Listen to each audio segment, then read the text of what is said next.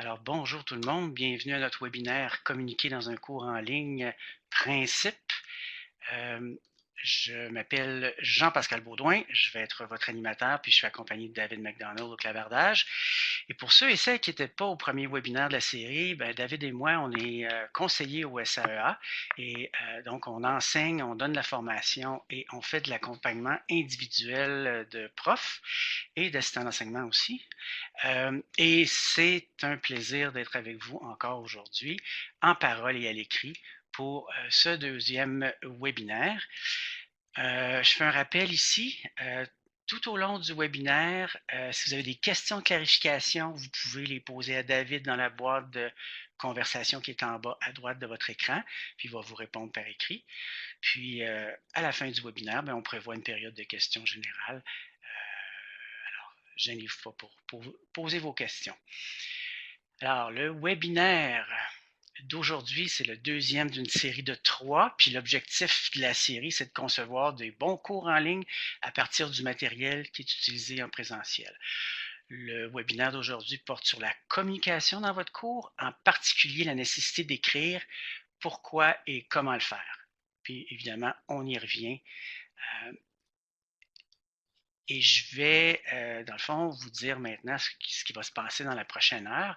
Alors, je vais commencer par un court rappel du webinaire 1 pour se rafraîchir la mémoire et pour orienter ceux et celles qui n'étaient pas au premier webinaire. Donc.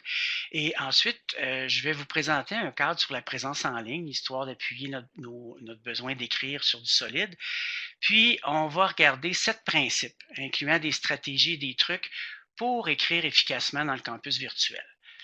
Après ça, ben, je vais vous montrer des exemples de textes pour les différentes sections d'un cours dans Brightspace ou le campus virtuel. Puis ensuite, ben, je vais attirer votre attention sur des outils et des ressources qui pourraient vous être utiles pour communiquer à l'écrit. Et en dernier, ben, je vais vous donner un aperçu du troisième webinaire de la série et des autres webinaires qui vont être offerts en même temps ou un petit peu après. Alors après le premier webinaire, vous avez probablement lu les diapositives puis regardé les ressources pour l'étape 1 du diagramme qui est s'organiser. Puis vous travaillez probablement ces jours-ci à vous organiser, c'est-à-dire à clarifier votre contexte, à faire l'inventaire du matériel en votre possession, incluant ce que vous pouvez utiliser tel quel, ce que vous devez modifier et même créer, et de vous faire un plan pour le semestre, prenant en compte le processus d'apprentissage actif et l'inventaire des activités en ligne. Vous avez peut-être même commencé à retravailler votre plan de cours, qui est la deuxième étape du diagramme.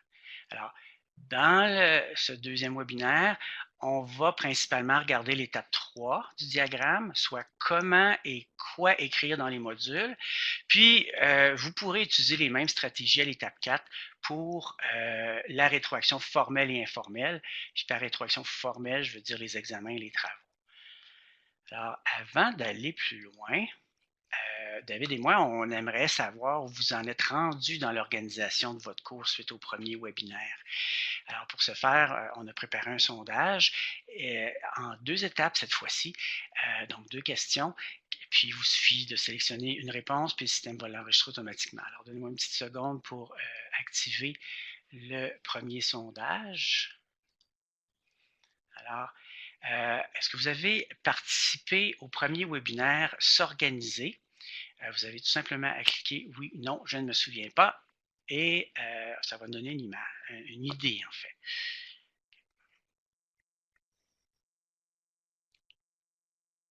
OK. Donc, la très grande majorité, vous avez déjà participé. Pour ceux et celles qui n'ont pas participé, vous pourriez poser des questions de clarification à David dans la boîte de conversation. Puis, la vidéo du premier webinaire avec les ressources devrait apparaître d'ici quelques jours sur notre site web, donc vous pourrez vous rattraper à ce moment-là. Alors, je ferme le sondage de la première question et j'active la deuxième question qui traite cette fois-là. Attendez un petit peu, je vais juste modifier un petit instant. Il y a un petit changement dans la disposition. OK. Bon, on y va, on se reprend. Alors, allez-y, votez. Alors, où est-ce que vous en êtes dans l'organisation de votre cours, en fait, là? Suite au premier webinaire pour ceux et celles qui étaient là. Alors, vous avez commencé pour la plupart, mais tranquillement. Parfait, parfait. Ben, c'est correct. On y va à notre rythme, puis avec le temps qu'on a, définitivement, là. Donc,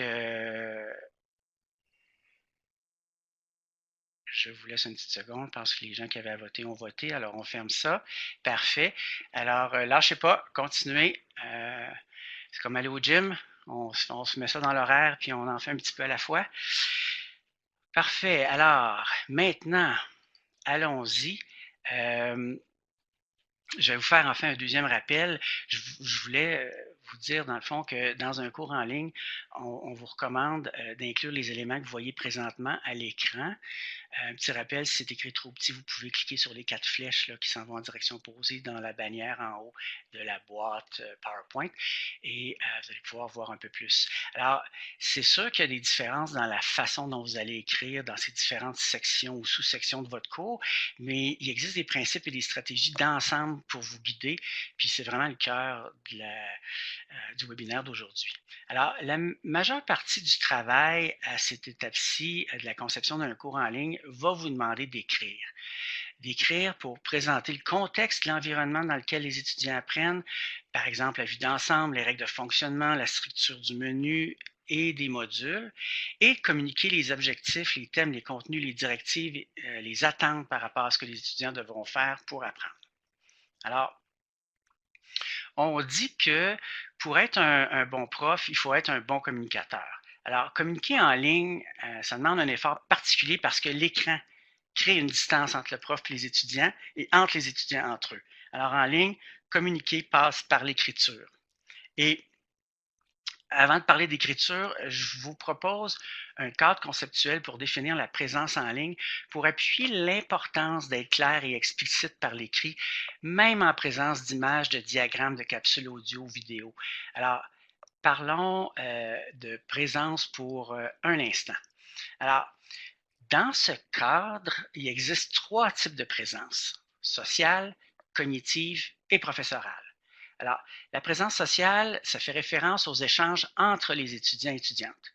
La présence cognitive fait référence au contenu et aux échanges de nature intellectuelle dans le cours. Puis, la présence professorale fait référence à l'implication de la prof auprès des étudiantes dans le processus d'apprentissage. Alors, comme prof, on doit voir aux 3 types de présence. Et l'interaction entre les 3 favorise une expérience d'apprentissage qui est optimisée.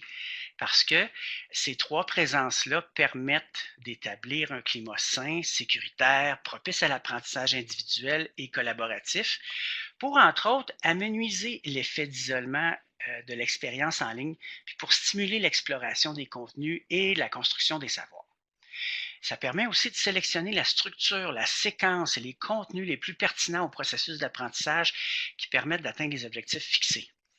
Et ça permet aussi de soutenir le discours, c'est-à-dire l'expression par les étudiants d'une pensée de plus en plus articulée autour des contenus et des idées. Alors, la présence professorale, c'est une composante essentielle de l'apprentissage en ligne. L'étudiante a besoin d'être orientée, guidée, motivée pour avancer, souvent seule, dans son processus d'apprentissage et d'intégration des contenus. Donc, on doit favoriser aussi le travail de collaboration pour construire les savoirs puis créer un réseau d'appui dans le groupe virtuel. Alors, dans la conception de votre cours, on vous recommande de prévoir des moments réguliers d'échange avec les étudiants et entre les étudiants. Et d'ailleurs, dans la boîte fichier au bas de la fenêtre, vous allez trouver une liste de vérification d'éléments considérés pour favoriser la présence en ligne. C'est le document avec le 1 devant. Vous pouvez d'ailleurs le télécharger en cliquant dessus, puis en cliquant sur le bouton téléchargement par la suite. Puis dans cette liste-là, vous allez voir, il y a plusieurs éléments concrets qui favorisent une bonne présence. Et ce n'est pas nécessairement d'utiliser sa caméra vidéo puis de parler en direct. Au contraire, si c'est mal fait, le direct, qu'on appelle aussi synchrone, peut ennuyer puis désengager les étudiants et les étudiantes. Alors, je vous invite à consulter cette liste pour voir et pour vous guider dans vos choix.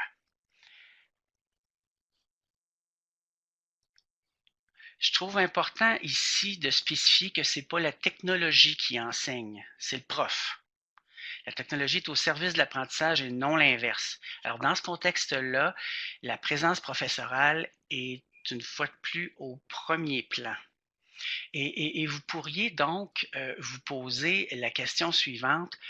Comment je vais utiliser les outils en ligne pour établir un lien avec mes étudiants et quelle est la façon la plus claire et explicite de leur partager les contenus, le matériel et les ressources dans l'environnement d'apprentissage virtuel? Et peu importe la technologie ou le médium utilisé, les trois types de présence nous poussent à écrire de façon claire, explicite et planifiée. Et c'est là qu'on va parler d'écriture. Parce qu'il y a plusieurs principes en commun, peu importe la section du cours pour laquelle vous produirez du texte. David, avant d'amorcer cette section-là, est-ce qu'il y a des questions de clarification sur ce que je viens de couvrir? Pas en ce moment, non. Parfait, je continue. Alors, voici 7 principes pour l'écriture en ligne. Je vais vous les décrire. Pour la plupart de ces principes-là, je vais vous partager des stratégies puis des trucs et je vais vous montrer des exemples après. À noter que dans la version PowerPoint qu'on vous a préparée, qui est dans la boîte de fichiers, là, il y a plusieurs diapositives supplémentaires pour décrire un peu plus en profondeur chacun des principes. Alors, vous pourrez les consulter par la suite pour aller un petit peu plus loin. Alors, le premier principe, écrire pour les étudiants et les étudiantes, ça paraît simple, mais on oublie souvent de revenir à la base. Qui sont nos étudiants et comment les appuyer vers l'atteinte des objectifs d'apprentissage? On connaît notre matière, maintenant on doit la communiquer d'une manière qui soit adaptée au niveau et au parcours de nos étudiants. Alors, lorsque vous décidez du contenu à écrire, demandez-vous pourquoi vos étudiantes en auraient besoin pour progresser dans le cours. Les contenus sont-ils conformes à vos objectifs et à vos attentes? Est-ce que ça les fait avancer? Si vous n'arrivez pas à répondre à la question, c'est que vous devriez probablement pas inclure ce contenu-là dans la section. Okay? Ce qui m'amène à vous parler du deuxième principe, avoir un plan. Souvenez-vous, de l'école secondaire à l'université, les profs nous ont toujours dit que se faire un plan avant d'écrire nos travaux était important. C'est la même chose ici. Puis aligner notre plan avec les objectifs, les thématiques, puis nos attentes, c'est essentiel, comme on l'a vu dans la section précédente, puis même dans le premier webinaire. Alors, ça vous aidera à vous assurer que la structure du cours et le style soient congruents d'un module à l'autre. Alors, par exemple, en utilisant toujours les mêmes icônes, les mêmes couleurs, la même nomenclature de titres et de sous-titres dans tous les modules du cours, vous allez favoriser une belle congruence puis limiter la confusion et la frustration. Ensuite, on écrit pour la lecture et le travail cognitif en ligne. Alors, en général, il est préférable d'aller droit au but puis d'éviter les redondances, sauf si elles sont planifiées et ont un but pédagogique. On suggère d'éviter les longues phrases abstraites et complexes remplies d'acronymes et de jargon. Alors, parce que si vous introduisez du langage disciplinaire, on vous suggère d'expliquer les nouveaux mots dans un glossaire, par exemple. Aussi, vous pourriez segmenter l'information en rédigeant des phrases et des paragraphes courts. Puis vous pourriez utiliser des listes à puces ou à numéros, là où c'est approprié, puis des images pertinentes qui aident à faire sens des contenus. Aussi, on vous suggère d'employer des verbes d'action et d'étaler l'information. En d'autres mots, de laisser de l'espace entre les éléments de texte puis d'aligner le texte à gauche parce que c'est plus facile à lire. Ça, je vais vous en parler dans un instant du pourquoi là, dans les habitudes de lecture en F. Aussi, on devrait structurer nos textes en fonction de la pyramide inversée. Ça aussi, je vais vous en parler dans un instant. Alors, les habitudes de vie virtuelles. Il y a une étude sur les habitudes de lecture en ligne qui démontre qu'en général, les utilisateurs regardent une page web en faisant un F avec leurs yeux. Comme on peut voir à l'écran, c'est sûr que le F, à certains moments, demande un peu d'imagination, mais c'est un F. Alors, les utilisateurs ont tendance à balayer le contenu en ligne pour détecter les mots-clés, se concentrer sur les 2 premiers paragraphes d'une page web, lire de façon sélective et qu'une seule fois. Et ils aiment être actifs. Ils aiment avoir une vue d'ensemble de l'information et cliquer sur des liens hypertextes. Puis, ils aiment lire d'une façon non linéaire. Donc, ils vont sauter au titre, au sous-titre, aux puces. Alors, ça devient important de segmenter l'information. Et ils préfèrent consommer de l'information virtuelle sous forme de vidéo ou d'images. Okay? C'est sûr que ça, je vous parle de la lecture web. Puis que c'est sûr que la lecture dans un cours en ligne diffère de la lecture web, principalement au plan des objectifs, mais les experts s'entendent pour dire qu'il s'agit d'une réalité à considérer dans la façon dont on structure l'information à l'écran. Et qu'on devrait également prendre en compte le principe de la pyramide inversée. Alors, au dire de ces mêmes experts-là, il est préférable de commencer par l'information la plus importante d'abord, comme si vous mettiez la conclusion en premier, ensuite que vous parliez des données et que vous terminiez par de l'information secondaire, mais qui est pertinente, qui inclut des liens hypertextes, des ressources écrites ou des ressources médias. Et il semble que ce soit à l'opposé de la rédaction d'articles scientifiques. Donc, ça va peut-être être un changement d'habitude à prévoir pour certaines d'entre vous. OK? Alors voilà, on revient maintenant à nos 7 principes et on est rendu au 4e, et qui est une suite logique d'ailleurs du 3e. Alors, on écrit comme si on parlait aux étudiants. Alors, ça, c'est dans un souci d'éviter une charge cognitive superflue, de la confusion, des frustrations et de l'ennui. On suggère de rédiger dans un style personnel qui est dynamique, intéressant, un peu comme si vous leur parliez. On parle de discours narratif. On vous recommande de ne pas tomber dans le piège de l'expertise et la crédibilité. Donc, étalez-vous pas, écrivez simplement et faites des choix de contenu. Comme ça, vous allez les gagner au lieu de les perdre. Les étudiants et les étudiantes s'entendent. Et ce conseil-là est d'ailleurs lié à quelques stratégies de design, dont l'utilisation d'un ton conversationnel et de la forme active. Et puis, vous pourriez même inclure des éléments d'humour si vous vous sentez inspiré. Comme moi je le fais dans mes titres de section, comme un cadre, s'accrocher à la présence en ligne. Moi, j'aime les jeux de mots, alors j'en saupoudre à l'occasion, mais vous pourriez trouver votre propre style. Ensuite, il y a le 5e principe qui suggère d'utiliser des titres évocateurs pour attirer l'attention, susciter l'intérêt, puis signifier clairement ce dont il va être question dans cette partie-là du module. Donc, l'objectif des titres et des sous-titres, c'est vraiment de guider, d'orienter, d'aiguiller l'apprenant dans la séquence, la structure, puis le dévoilement des contenus. Puis j'ajouterais aussi, vous pourriez parsemer vos modules de messages clés à retenir. Les étudiants aiment ça parce que ça les aide à faire sens du matériel, puis à intégrer les concepts essentiels, puis à les comparer entre eux. Donc, quelque chose à considérer. Ensuite, terminons en regroupant en fait les principes 6 et 7 parce qu'ils visent tous les deux la clarté. Donc, encore une fois, il est très important en ligne d'exprimer ses attentes de façon explicite et de donner des directives claires pour éviter frustration et confusion chez les apprenants-apprenantes. Donc, on se doit d'être structuré et prévoyant pour guider les étudiants le mieux possible dans leur processus d'apprentissage parce qu'ils sont davantage autonomes, autorégulés, ou même certains diront laissés à eux-mêmes. Et ici, je ne dis pas de faire le travail à leur place. Je dis de leur donner les bons outils. OK? Alors, maintenant qu'on a fait le tour de ces 7 principes, on va passer aux exemples. Alors, je vous rappelle que d'ailleurs, que dans la PowerPoint pour les participants, on vous a mis des diapos de plus pour aller un peu plus en détail si vous le désirez. Parfait. encore une fois, David, est-ce qu'il y a, avant que je change de section, est-ce qu'il y a des questions de clarification sur ce que je viens de couvrir? Je vais répondre en écrit, mais vu que tu le demandes, je vais la poser ici. Si on pouvait donner une couple d'exemples de comment parsemer des messages clés. Est-ce que c'est tout simplement de poser des questions rhétoriques ou s'il y a d'autres choses qu'on pourrait mentionner? OK. Donc, en fait, je m'excuse, David, peux-tu répéter la question?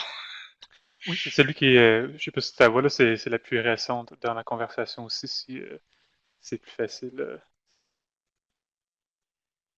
OK, comment parsemer des messages clés, poser des questions rhétoriques. Ben, en fait, quand on parle de messages clés, ça pourrait être définitivement de mettre une petite boîte puis dire, je sais pas moi, il existe 7 principes pour l'écriture, ou rappelez-vous, c'est très important d'avoir un plan, ou quelque chose comme ça. C'est vraiment de mettre l'attention sur un élément clé que les apprenants et les apprenantes devraient retenir de ce qui s'est passé dans les derniers moments à l'écran. Et là, je parle évidemment en asynchrone. Euh, Quoique, quand on est en synchrone, ça peut être c'est très souhaitable aussi, avant de changer de section, par exemple, de faire une transition où on résume les éléments clés, la section qu'on quitte, et on présente les objectifs de la thématique qu'on va s'apprêter à couvrir. Donc, c'est ce genre de choses-là. OK? Euh, alors voilà. Est-ce qu'il y avait d'autres questions avant que je poursuive? Et avec des exemples. Non, je pense que tu as tout couvert, Jean-Pascal, merci. Merci David, à toi aussi.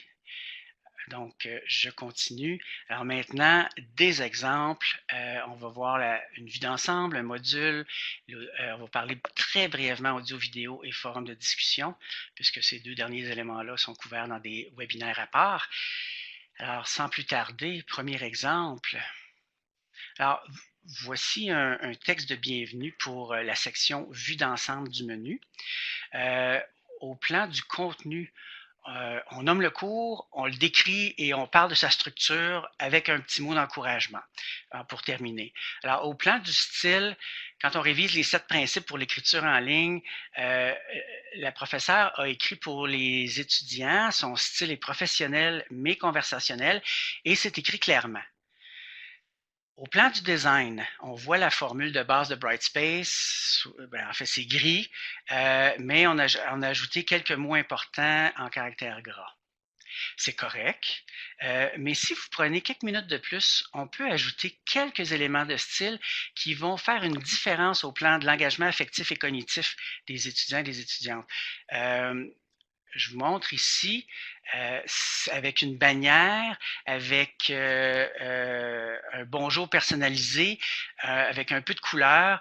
Il me semble que le texte prend une autre dimension. Et ça, une fois qu'on sait comment faire, ça prend pas vraiment beaucoup de temps.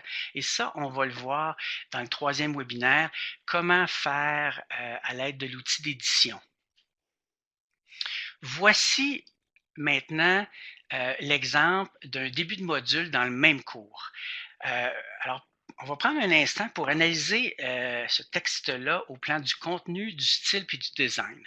Alors, ce qu'on aime, c'est la bannière, les icônes, les verbes d'action, oui, dans les objectifs, la couleur, les mots en évidence, la description du module et on mentionne aussi la durée du module.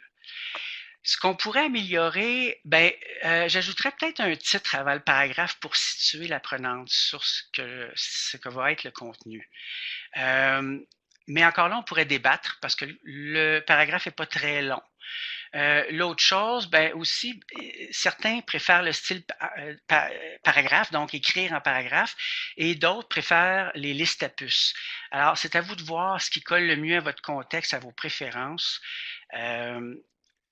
L'important, c'est d'être consistant entre les modules, entre les sections. Ici, dans un autre cours, on voit un guide d'activité. Juste pour vous mettre en contexte, oui, il s'agit d'un groupe d'experts où chacun a à lire un des 4 chapitres d'un livre, à en faire un résumé en sous-groupe par chapitre, puis à partager avec les autres groupes les concepts émergents de chacun des chapitres, puis d'en discuter et de tirer des conclusions. Alors, ce qu'on aime dans cet exemple-là, c'est que il y a la présence de sous-titres qui identifient clairement le thème. Le texte est assez aéré et segmenté. Les mots-clés sont en évidence avec de la couleur et il y a l'utilisation de différentes couleurs pour différentes significations. Alors ici, l'orange est utilisé pour les titres, puis le bleu pour les mots-clés. Puis aussi, ce qui est intéressant, c'est que les attentes de participation sont explicitées. Ce qu'on pourrait améliorer, entre autres, c'est le ton est plus formel qu'informel. Il y a beaucoup d'utilisation du nous et du vous. L'écriture à la troisième personne, c'est ça, l'écriture est à la troisième personne. Et par exemple, on peut lire il servira à chaque membre de, au lieu de dire quelque chose de plus simple comme tu pourras te servir de ce résumé pour blablabla. Donc, la façon dont c'est écrit est important pour créer un peu pour briser l'isolement, pour créer ce contact, ce lien-là. Donc, l'utilisation d'un ton conversationnel, oui, sera préférable.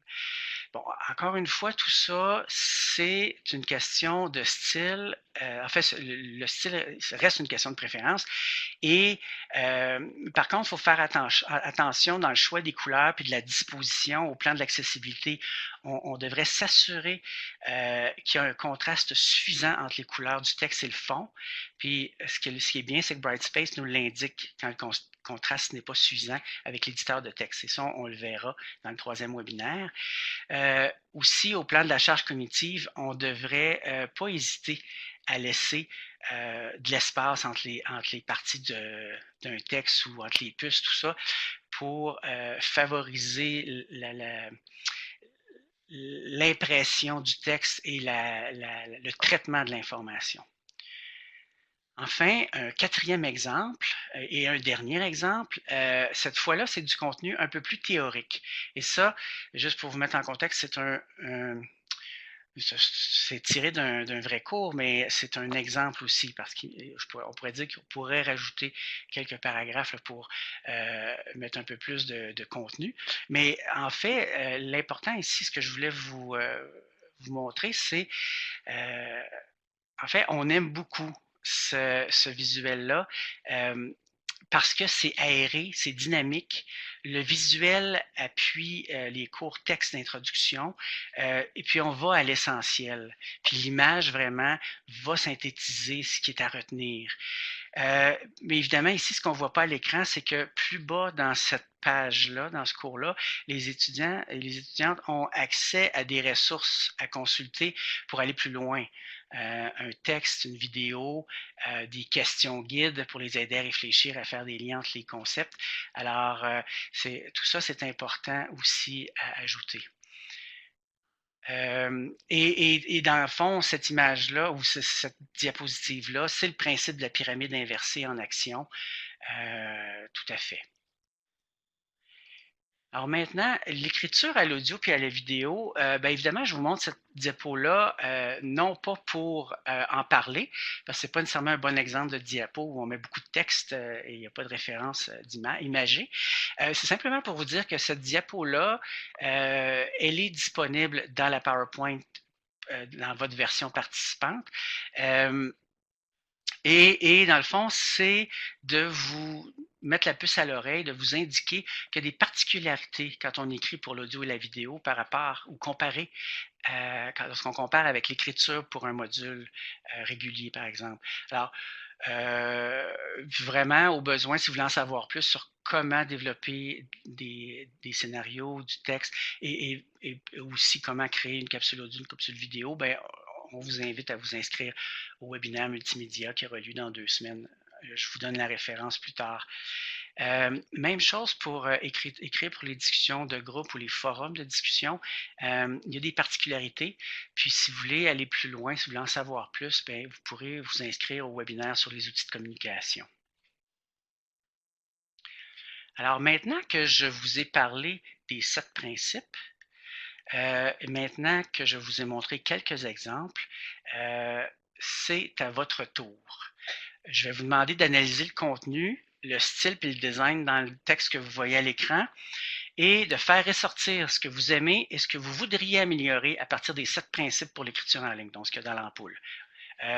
Au cas où le texte est un peu petit à votre écran, voici en gros ce qu'on retrouve comme contenu dans le texte. Il y a le but de l'activité, il y a une mise en contexte de l'activité, il y a les directives de l'activité, il y a la date de remise des travaux, il y a la description de la tâche attendue, il y a les ressources et ce qui apparaît pas ici en plus, il y a les critères de correction. Alors, je vous remets le texte à l'écran dans quelques instants, mais je veux juste vous remontrer 2 outils pour vous aider à faire l'activité. Alors, vous avez donc les 7 principes. Si vous voulez, vous pouvez prendre soit une photo avec votre téléphone ou une capture d'écran, pouvoir vous y référer pendant que vous allez revoir le texte. Et l'autre ressource pour vous aider, c'est des 4 questions guides qui vous aident à faire le choix du design. Alors, les questions, encore une fois, vous pouvez prendre une photo ou une capture d'écran. Quel est le but du contenu à présenter? Est-ce que les attentes envers les étudiants ressortent clairement? Qu'est-ce que le design tente de communiquer? Et est-ce que le design réussit à soutenir les messages de façon efficace? Alors, à l'aide des 7 principes et de ces questions-là, je vous remets le texte et c'est le temps de passer à l'action. Donc, identifiez ce que vous aimez, ce que vous voudriez améliorer, puis compilez les améliorations que vous voulez faire sur un bout de papier ou dans votre tête. Et je vais mettre une question de sondage pour que vous puissiez répondre à la question que devrait-on améliorer dans ce texte au plan du style et du design. Puis il vous suffira juste de sélectionner toutes les réponses qui correspond pardon, à ce que vous avez mis dans votre liste. Alors, je vous donne 30 secondes là, pour regarder tout ça puis faire votre choix. Puis pendant ce temps-là, je vais activer le sondage.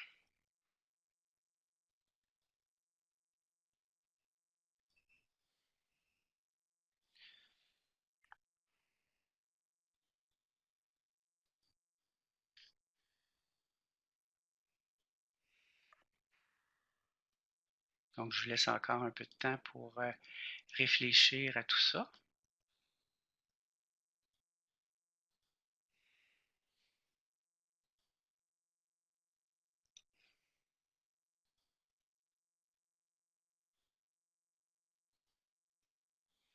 OK. Alors, je vais ouvrir le sondage. Je vais juste agrandir un petit peu pour que vous puissiez bien voir. Et donc, quand vous êtes prêt, vous votez.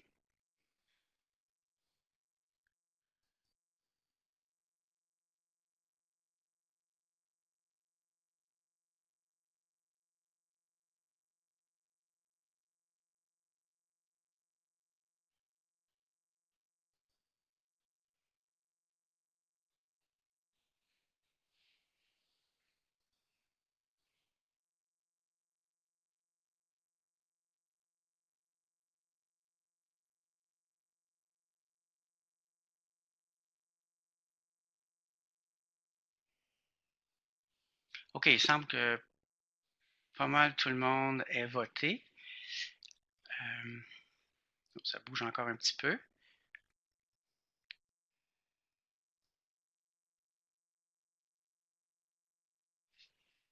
Okay. On voit quand même qu'en majorité, là, vous feriez plusieurs changements.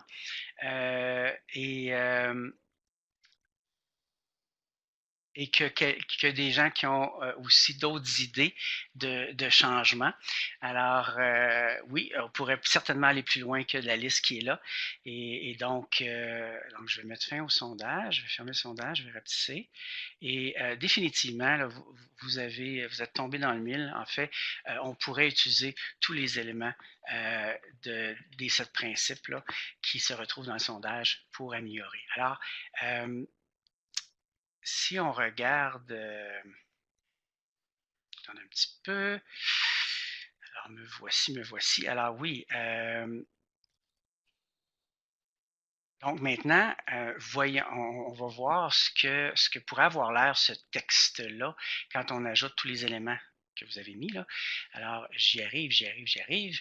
Voilà. Alors, voici l'option stylisée. Je vous laisse 10 secondes pour la regarder.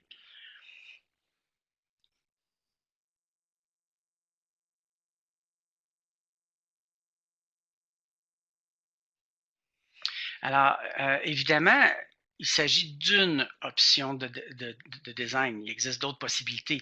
On vous suggère dans le fond, de prendre en compte votre contexte, votre style, vos préférences et aussi celles de vos étudiants et étudiantes. Euh, mais j'espère que cet exemple-là commence à vous donner des idées pour votre propre cours. Puis n'oubliez pas, vous n'avez pas à viser la perfection, mais plutôt l'amélioration continue. Alors, si vous avez le temps, vous pourriez faire relire vos textes par des gens dans votre entourage pour voir leur réaction, puis faire les ajustements aux besoins. Puis on va voir dans le troisième webinaire comment développer des éléments comme ça et ça ne prend pas tant de temps que ça une fois qu'on sait comment faire. Et ça ajoute, comme je disais tout à l'heure, une dimension et c'est plus facile de gérer la charge cognitive à ce moment-là, puis de se concentrer sur l'apprentissage quand l'information est présentée pour appuyer l'apprentissage et non pas semer la confusion ou engendrer des frustrations. Alors, c'est ce qui termine la portion exemple. Et maintenant, je vais vous présenter quelques ressources avant de s'approcher de la période de questions là, de fin de webinaire. Alors, la première ressource, je vous en ai déjà parlé quand je vous présentais le cadre sur la présence en ligne, mais je voulais simplement attirer votre attention, si vous ne l'avez pas déjà téléchargé, c'est le document 1 dans le fichier. Je vous suggère de le faire. Le prochain document, en fait, c'est un lien vers le site web du SAEA, Continuité de l'enseignement. Vous allez trouver une section sur l'écriture pour les cours en ligne. Puis dans la PowerPoint des participants, vous allez avoir accès à cette page-là en cliquant sur l'image. Puis il vous restera juste à faire défiler l'écran vers le bas jusqu'à ce que vous arriviez à la section avec cette image-là. L'autre ressource, c'est un livre numérique. Puis en fait, c'est un petit bijou. Il a d'ailleurs inspiré une partie de la section sur les 7 principes d'écriture en ligne. Ça se consulte en 10 minutes, puis il y a vraiment des outils intéressants là-dedans, avec des stratégies intéressantes, dont une carte d'empathie qui nous outille pour mieux se mettre à la place des étudiants et étudiantes avant de concevoir nos textes. Puis, encore une fois, dans la PowerPoint, vous aurez juste à cliquer sur l'image pour arriver sur le site du livret. L'autre ressource, c'est en fait, c'est un document qui comporte 22 exemples, 22 pages d'exemples de titres divisés par thème. Je vous en ai glissé un mot plus tôt, mais c'est vraiment le document numéro 4. Donc, c'est des captures d'écran pour vous inspirer. Puis, comme dit le paragraphe d'introduction de la ressource, les exemples ne sont pas parfaits. Ils ne répondent pas à tous les goûts et à tous les contextes, mais vous pouvez certainement vous en inspirer.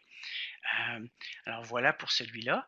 Ensuite de ça, il y a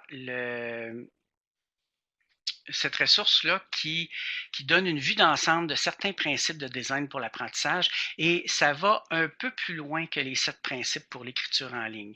C'est un document qui est basé principalement sur le modèle UXDL de l'Université Waterloo.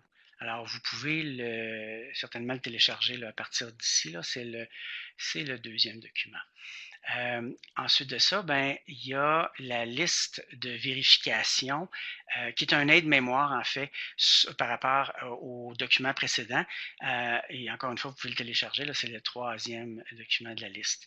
Et pour terminer, presque terminer cette section sur les ressources, je vous mets des ouvrages de référence sur l'apprentissage en ligne ou à distance. C'est des ouvrages qui m'ont inspiré à un moment ou à un autre dans le développement de formation et de cours. Et donc, quand vous aurez un peu plus de temps, c'est peut-être des ressources que vous voulez explorer, des ouvrages que vous voulez explorer. Puis encore une fois, c'est dans la PowerPoint pour les participants. Vous pourrez cliquer sur les liens ou aller voir les différents livres. Et évidemment, n'oubliez pas là, de consulter les ressources du premier webinaire qui vont être en ligne d'ailleurs bientôt avec la vidéo du premier webinaire. Donc, n'hésitez pas à les consulter là, quand ça va apparaître dans quelques jours.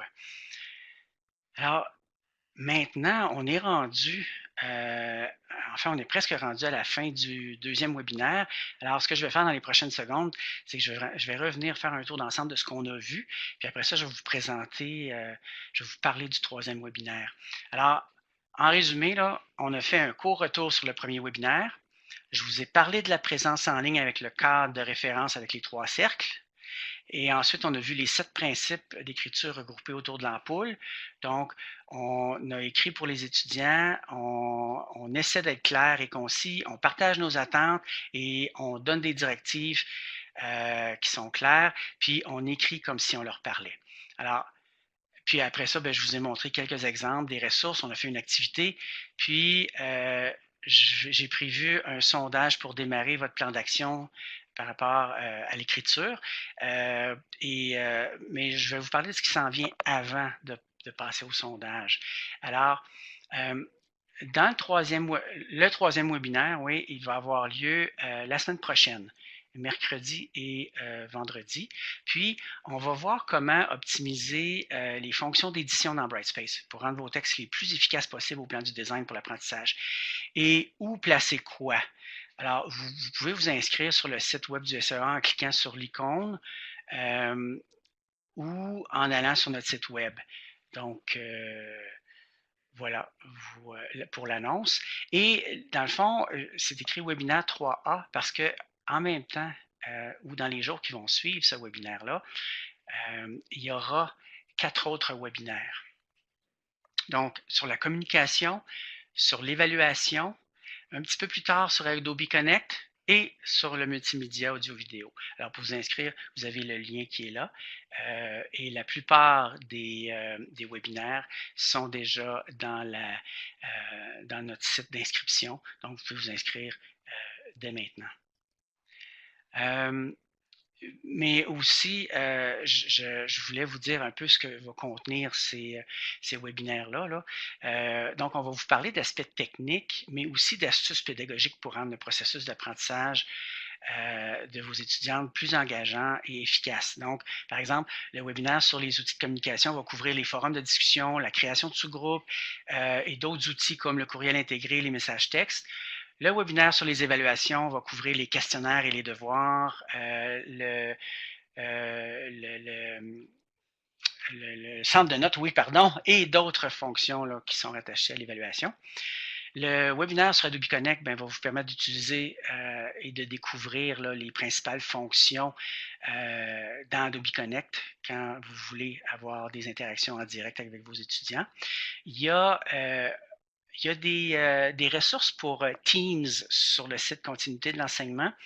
Et il y aura d'autres ressources qui vont apparaître au fil des semaines, mais on n'en sait pas plus pour l'instant. Alors, puis le dernier, c'est le multimédia, comme je vous disais.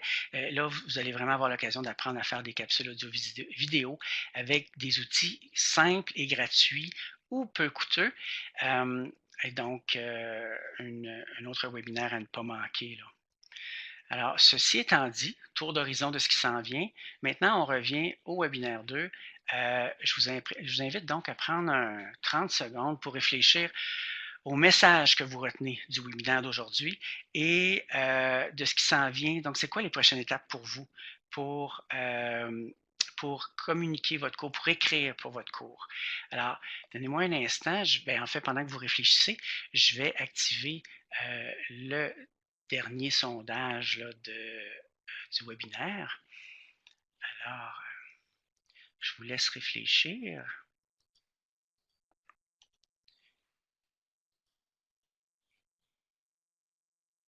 Je vous laisse toujours réfléchir. Et je vais ouvrir le webinaire. Je vais agrandir juste un petit peu. Et quand vous êtes prêt, vous êtes prête, ben, vous pouvez nous faire savoir là, où vous en êtes.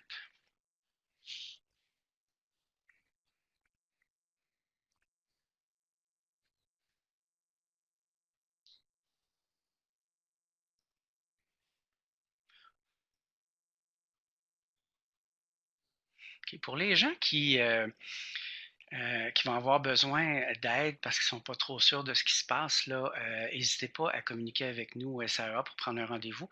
Je vais vous donner les coordonnées dans un instant.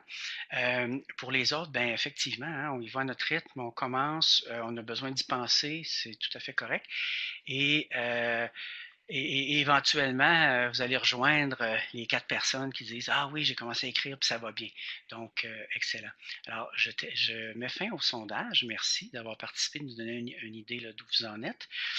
Et avant de passer à la période de questions générales, ben, j'aimerais d'abord vous remercier d'avoir assisté à notre webinaire.